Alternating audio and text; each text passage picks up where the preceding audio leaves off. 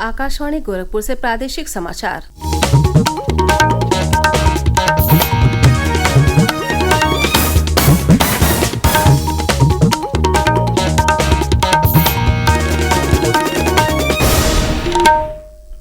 नमस्कार, समाचार बुलेटिन के साथ मैं सोनी निगम। पहले मुख्य समाचार। मथुरा में मालगाड़ी की पटरी से उतरने से यातायात व्यवस्था प्रभावित। रेलवे प्रशासन ने 12 ट्रेनों का संचालन किया रद्द। बदले मार्ग से चलाई जा रही हैं 10 ट्रेनें। मुख्यमंत्री योगी आदित्यनाथ ने गोरखपुर के रामगढ़ ताल में फ्लोटिंग रेस्टोरेंट का किया शुभारंभ। कहा, रोजगार और पर्यटन का हब बन चुका है गोरखपुर। मुख्यमंत्री ने अयोध्या में 1000 करोड़ रुपए से अधिक की 83 परियोजनाओं का किया लोकार्पण और शिलान्यास। और प्रदेश के 25 जनपद अभी भी बाढ़ से प्रभावित। राहत बचाव कार्य में जुटा है प्रशासन।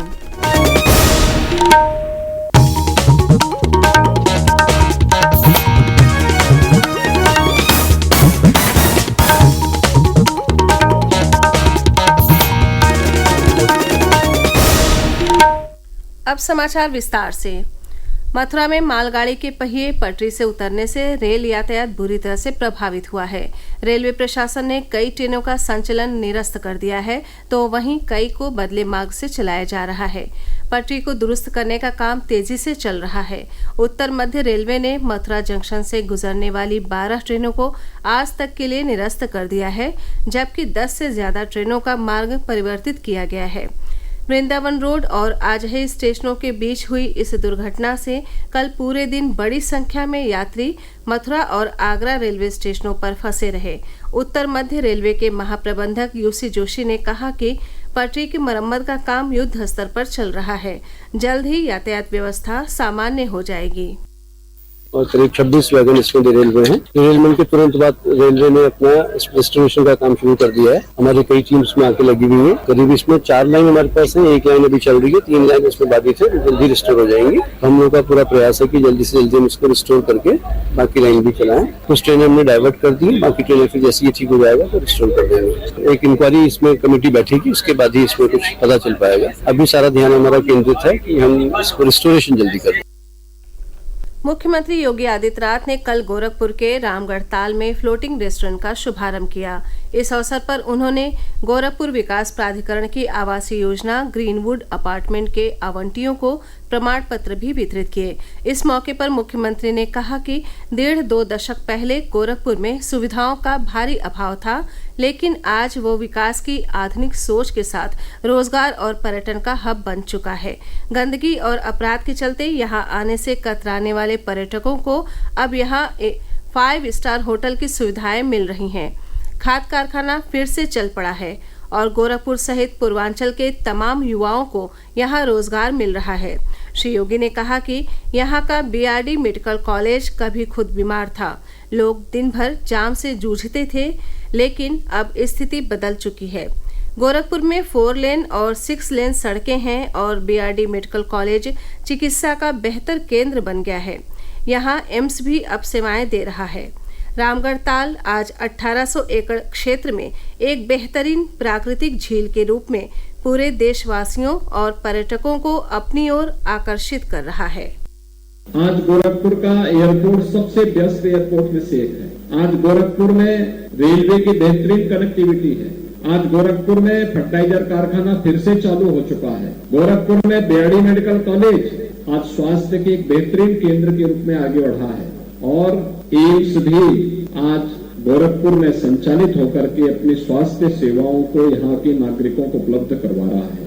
रामगढ़ ताल जो कभी स्वयं मृतप्राय सा हो गया था, आज 1800 हेक्टेयर क्षेत्र में एक बेहतरीन प्राकृतिक झील के रूप में पूरे देशवासियों को, हर पर्यटकों को अपनी ओर आकर्षित कर रहा है।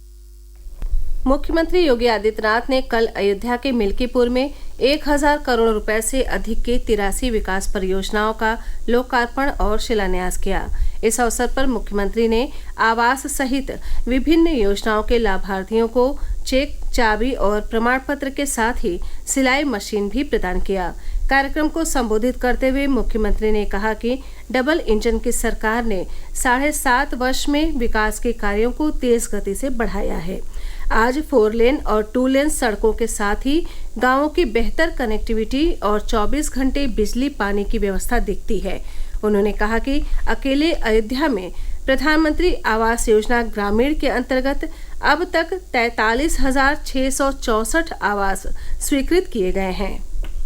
अकेले अयोध्या में प्रधानमंत्री आवास योजना में अब तक 43,664 लाभार्थियों को ग्रामीण क्षेत्र में और प्रधानमंत्री आवास योजना शहरी में 19,964 आवास हम लोगों ने शहरी क्षेत्र में भी अयोध्या के लिए स्वीकृत किए हैं, जिनमें मिल्कीपुर में 8,195 आवास ग्रामीण क्षेत्र में बने हैं। तो साथ साथ हम लोगों ने यहाँ पर मुख्यमंत्री आवास योजना के अंतर्गत भी 2,369 लाभार्थियों को आवास की सुविधा का लाभ प्रदान किया है। पावर कारपोरेशन बिजली कनेक्शन दिए जाने की नई व्यवस्था को जल्द ही लागू करेगा। वर्तमान व्यवस्था में 40 मीटर से अधिक दूरी के कनेक्शन के लिए उपभोक्ताओं को एस्टीमेट दिया जाता है। कनेक्शन पर आने वाला खर्च उपभोक्ताओं को ही वहन करना पड़ता है। नई व्यवस्था के तहत अब 150 किलोवाट और 250 मीटर दूरी तक के उपभोक्ताओं से एस्टीमेट व्यवस्था समाप्त कर दी गई है। प्रादेशिक समाचार आप आकाशवाणी गोरखपुर से सुन रहे हैं। ये समाचार बुलेटिन हमारे YouTube channel AIR news Gorakhpur और एक्स हैंडल AIR News_GKP पर भी उपलब्ध है। प्रधानमंत्री नरेंद्र मोदी के तीसरे कार्यकाल के पहले 100 दिनों में 15 लाख करोड़ रुपए की परियोजनाओं को स्वीकृति दी गई है। साथ ही सरकार ने 3 लाख करोड़ रुपए की परियोजनाओं की घोषणा की है। सरकार ने पिछले 10 वर्षों में देश को प्रगति के पथ पर ले जाने के लिए अनेक कदम उठाए हैं। सरकार ने कनेक्टिविटी बढ़ाने और यात्रा का समय घटाने के लिए 30,700 करोड़ रुपए की मेट्रो परियोजनाओं को मंजूरी दी है। भर्ती में पारदर्शिता के लिए सरकार ने लोक परीक्षा अनुचित साधनों की रोकथाम अधिनियम लागू किया है। उत्तर प्रदेश माध्यमिक शिक्षा परिषद ने वर्ष 2025 की हाई स्कूल और इंटरमीडिएट बोर्ड परीक्षाओं के लिए ऑनलाइन परीक्षा केंद्र निर्धारण प्रक्रिया की आधिकारिक समय सारणी जारी कर दी है। यूपी बोर्ड के सचिव भगवती सिंह ने बताया कि परीक्षा केंद्रों का निर्धारण 25 सितंबर 2024 से शुरू होकर 28 नवंबर 2024 तक पूरा किया जाएगा। बसपा प्रमुख मायावती ने केंद्रीय कैबिनेट में पास हुए वन नेशन वन इलेक्शन के प्रस्ताव को सकारात्मक बताया है। उन्होंने लखनऊ में कल पार्टी पदाधिकारियों के साथ समीक्षा बैठक में ये बात कही। इस बैठक में प्रदेश में होने वाले आगामी उपचुनाव की तैयारियों की समीक्षा की गई। बसपा प्रमुख ने पार्टी के जनाधार को बढ़ाने और संगठन को मजबूत करने के दिशा निर्देश भी दिए। साथ ही पार्टी में सेक्टर व्यवस्था समाप्त कर फिर से मंडल स्तरीय व्यवस्था को लागू कर दिया। पूर्व में 3-3 मंडल का एक सेक्टर बनाकर पार्टी के वरिष्ठ पदाधिकारी को सेक्टर इंचार्ज बनाया गया था। अब सेक्टर इंचार्ज का पद खत्म कर वरिष्ठ अधिकारियों को मंडल प्रभारी बनाया गया है। समाजवादी पार्टी ने बहराइच में भेड़ियों के हमले से पीड़ित परिवारों को 50,000 रुपए की आर्थिक मदद देने की घोषणा की है। सपा प्रमुख अखिलेश यादव ने कल लखनऊ में बहराइच में भेड़ियों के हमले के मामले में प्रदेश सरकार पर सवाल उठाते हुए पीड़ित परिवारों के लिए आर्थिक मदद की मांग की। सपा प्रमुख ने सरकार से अधिकारियों पर कार्रवाई करने की मांग की। प्रदेश में रुक रुक कर हो रही बारिश और बांधों से पानी छोड़े जाने के कारण करीब 25 जिले बाढ़ की चपेट में हैं। अलग अलग कुछ जनपदों में गंगा, घाघरा और शारदा नदी का जलस्तर अभी भी खतरनाक स्तर पर बना हुआ है। प्रशासन, NDRF और SDRF की टीम बचाव कार्य में जुटी हुई है। मुख्यमंत्री योगी आदित्यनाथ ने निर्देश दिए हैं कि प्रभावित जिलों में बचाव कार्य और राहत सामग्री वितरण में किसी तरह की लापरवाही नहीं होनी चाहिए। उधर घाघरा नदी के बढ़े जलस्तर के दबाव के कारण बलिया में एक दिन पूर्व राष्ट्रीय राजमार्ग 31 टूटने के बाद जिला प्रशासन की टीम सड़क की मरम्मत कराकर आवागमन बहाल करने के प्रयास में जुटी हुई है। अंत में मुख्य समाचार एक बार फिर। मथुरा में मालगाड़ी की पटरी से उतरने से यातायात व्यवस्था प्रभावित। रेलवे प्रशासन ने 12 ट्रेनों का संचालन किया रद्द। बदले मार्ग से चलाई जा रही हैं 10 ट्रेनें। मुख्यमंत्री योगी आदित्यनाथ ने गोरखपुर के रामगढ़ताल में फ्लोटिंग रेस्टोरेंट का किया शुभारंभ। कहा, रोजगार और पर्यटन का हब बन चुका है गोरखपुर।